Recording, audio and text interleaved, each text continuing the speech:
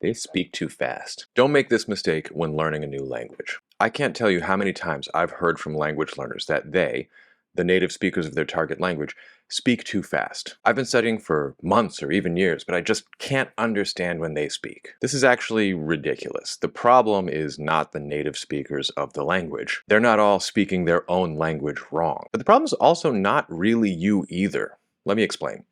This is probably going to be another in my Your Textbooks Are Wrong series, but basically, your textbooks are wrong. Not so much wrong as not right. This goes for Duolingo and podcasts and everything else as well. I don't mean that they teach you the wrong words, and I don't mean that they don't teach you how to pronounce the words right. It's just that there's some adjustments that happen in casual speech, and what they teach tends to be formal classroom speech. In another video, I encouraged language learners to analyze the language that they're studying, but I didn't really go into depth on what it actually means to do so. So in this video, I'm actually going to talk to you about how to analyze spoken language so that you can better understand casual speech. It's the difference between I am going to and I'ma, which is how I'd say it.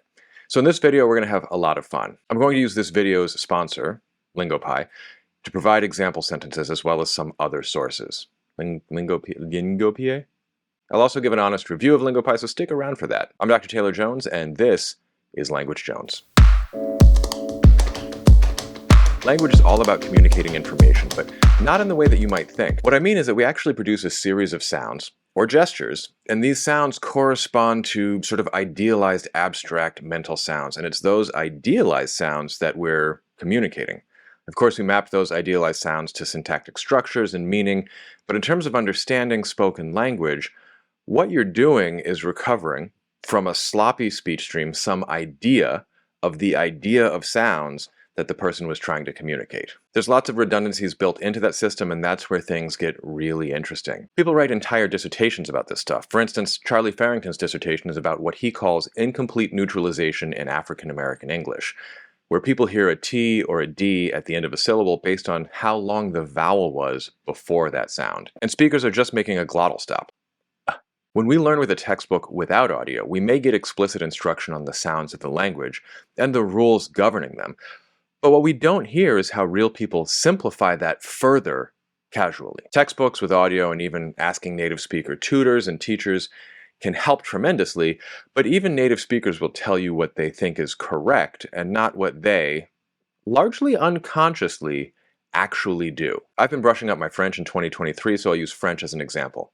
And I'll show you some examples using today's sponsor, LingoPie. LingoPie is an online platform that provides a ton of free, actual video content originally for native speakers, but packaged for learners. So it's got interactive subtitles in both the original language and English, but it also has some really, really useful extra features like hover over word lookup, flashcards where you can collect and review your words, and built-in quizzes and games. You can sync it with your Netflix account and watch shows like the French hit 10%, also known as Call My Agent. And you can loop a sentence to hear the audio over again, and over again, and over again, and over again. Oh, and of course, you can slow playback speed. There's a sidebar with the whole script so you can follow along and select where you want to revisit. And they have an app so you can do all of this on your phone. I'll use examples from French media and LingoPie to make my point here. But quickly, I want to give an honest review of LingoPie, which was the condition on which I took them on as a sponsor. I'd seen them enough on other YouTube channels that I was a little skeptical, and I was actually pleasantly surprised. They have French, Spanish, German, Italian, Russian, Brazilian, Portuguese, Korean, and Japanese,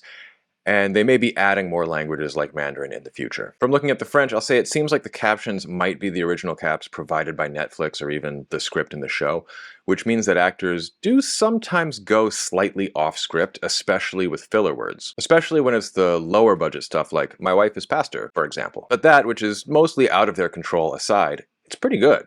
I found myself watching TV on LingoPie to evaluate the app instead of doing my regularly scheduled study. And I could easily see how this could become a main study tool for a lot of people. Their French series, Behind YouTube, has given me a lot of vocab that's useful to me right now. My main complaints are that the grammar explanations appear to be AI generated and might focus on a different part of the sentence than what you might have had a question about. And the captions aren't always divided perfectly where the phrases start and stop, so looping isn't always perfect.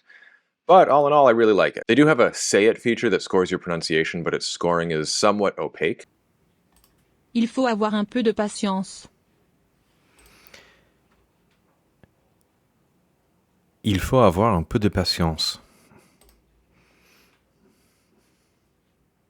I'm assuming it's some version of automatic voice to text that's then given a similarity score to the original audio, but what do I know about speech technology? So if LingoPie appeals to you, click my link in the description for a discount. Let's start easy. This is the intro to a show called Standing Up, about an aspiring stand-up comedian. Get it? In the first scene, the protagonist is making a bicycle delivery, and he's workshopping his stand-up comedy. The very first sentence should be very easy. I am poor. Sentence structure doesn't get any simpler than that. And if you've studied French, you probably know how to say it. Je suis pauvre. Let's hear what people actually say. Je suis pauvre. Je suis pauvre. What? Now, I can go through all the phonological reasons why je suis gets reduced to suis, but if you want to understand French, you don't need to know that. You need a mapping from what you learned, je suis, to casual pronunciation, suis. This is not a character with a weird accent or anything. He's speaking normally. With LingoPie, you can play the audio when you review your flashcards, so you get an extra review if you need to. Je vais désintéresser tout le monde. But for me, it's just figuring out the mental mapping and keeping it moving. You could take a moment right now to like, subscribe, and ring the bell for notifications, and then keep it moving. S'il vous plaît, laissez-moi un like, abonnez à ma chaîne, et cliquez pour les notifications. I know I have an accent. Okay, just in case you were wondering, pronouns in French are clitics, which means little baby words that can't stand on their own and they have to attach to another word. If you want a standalone pronoun, you don't say je, you say moi. And then whatever it is with je. Moi, je suis pauvre. The vowel in je is unstressed, and both the j in je and the s in suis are fricatives pronounced very close to the same place in the mouth. Losing an unstressed vowel happens in like every language, everywhere, all the time. And then when you put j and s together, you get suis, which is very easy to turn into shui. It keeps the tongue placement of j and the voicing specification of s. When speaking very carefully, people will still say je suis, but when speaking casually, it's suis. And to add a layer, I don't know is je ne sais pas, but the ne has only existed in very formal French for the past few decades. So you go je ne sais pas, je sais pas, je sais pas, je sais pas, which people informally write as je sais pas. By the way, leave me a comment if you want more detailed descriptions like this. And leave me a comment with a crying emoji if you want fewer. Let's move on to Call My Agent, or 10%, which is a great show that absolutely messed me up when I tried to watch it on Netflix just as is. This show's hilarious if you haven't seen it. Listen to this. Vous m'avez dit qu'elle serait là midi. Et là, elle aurait déjà dû être maquillée. Ah oui, effectivement, elle est pas là. Here are a couple of things to think about. First, native speakers, especially women, sort of aspirate word final E in French to ich. But more interestingly, notice what happens to la à midi. La midi.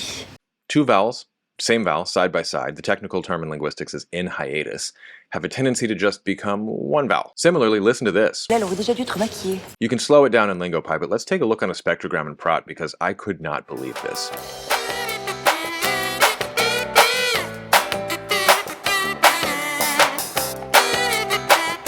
Et là, elle aurait déjà dû être maquillée. Et là, elle aurait déjà dû être maquillée.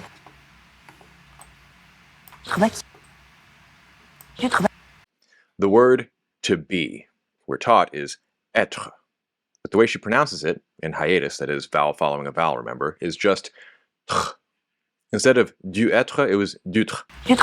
This kind of stuff really helps listening comprehension. If you know that you're actually listening for suis, one syllable instead of two, or tr instead of être, then you can get some meaningful listening practice in. Now, one nitpick for LingoPie. If you speak French, you'll notice some words get dropped because they're not in the official subs. So he says, ah oui, effectivement. Two of those words aren't there.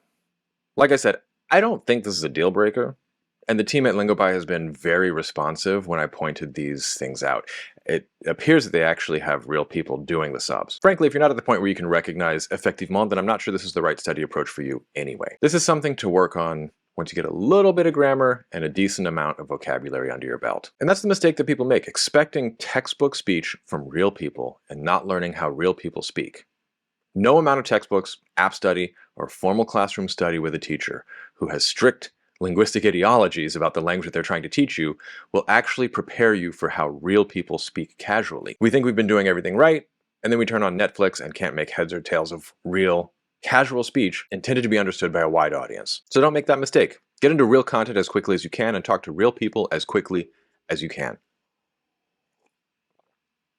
Thanks again to LingoPie for sponsoring this video. If you want to use them to dive into real content, I have a sponsored link in the description. I'll have more live streams coming soon, including Patreon-only live streams for my patrons in the future. You can sign up at patreon.com/languagejones. Soon, I'll do a live stream and make a video explaining every vowel in every language in the world. If you like this video, you'll probably like this one.